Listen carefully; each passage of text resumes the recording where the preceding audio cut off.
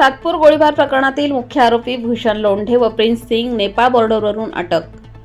Fracture झालेल्या पायासह फरार लोंढे टोळीचा म्होरक्या शेवटी नाशिक पोलिसांच्या जाळ्यात. बातमी नाशिक येथून.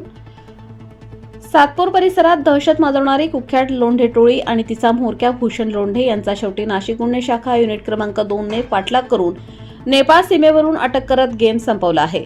विशेष म्हणजे पोलिसांच्या भीतीने उत्तर प्रदेशात इमारतीवरून उडी मारून पाय फ्रॅक्चर झाल्यानंतरही तो लंगडत फरार राहण्याचा प्रयत्न करत होता. गेल्या महिन्यात सातपूर पोलीस ठाण्यात लोंढे टोळीविरुद्ध मोकासह गंभीर कलमांखाली गुन्हे दाखल झाले होते. त्यानंतर भूषण लोंढेसह साथीदार भूमिगत झाले होते. उत्तर प्रदेशातील बागपत जिल्ह्यात लोंढे व त्याचा साथीदार राहुल गायकवाड लपल्याची माहिती मिळताच नाशिक पोलिसांचे पथक तिथे धडकले.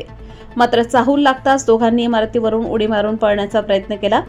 उडी मारली त्या दरम्यान भूषणचा पाय फ्रॅक्चर झाला, तरीही तो तिथून सटकला. यानंतर आरोपी सतत लोकेशन बदलत होते. कधी राजस्थान तर कधी उत्तर प्रदेश. पोलिसांसोबत लपंडाव सुरू होता. मात्र सहाय्यक पोलीस निरीक्षक हेमंत तोडकर आणि तांत्रिक विश्लेषण टीमने आरोपींच्या मोबाईलवरून नवे सूत्र शोधले.